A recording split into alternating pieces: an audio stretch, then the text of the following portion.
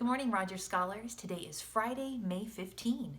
Today we have 3 birthdays: Pepper in Mrs. Browning's classroom, Alina in Mrs. Claridge's classroom, and Declan in Mrs. Thomas's classroom. Over the weekend we have 2 birthdays: Tegan in Mrs. Claridge's classroom and Gavin in Mrs. Westman's classroom. Happy birthday to all of you. We also have some updates. We know that Mrs. Westman's class made some really cool plant projects, and we have those displayed on Facebook. And we're learning more about our grads.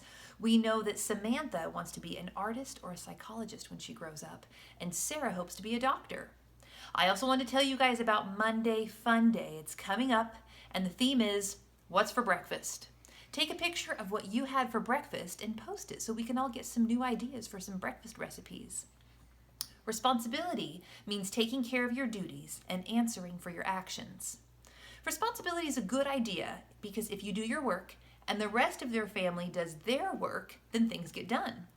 If they have to make sure that you're doing your work, then it takes them away from their work and the unfinished chores start piling up.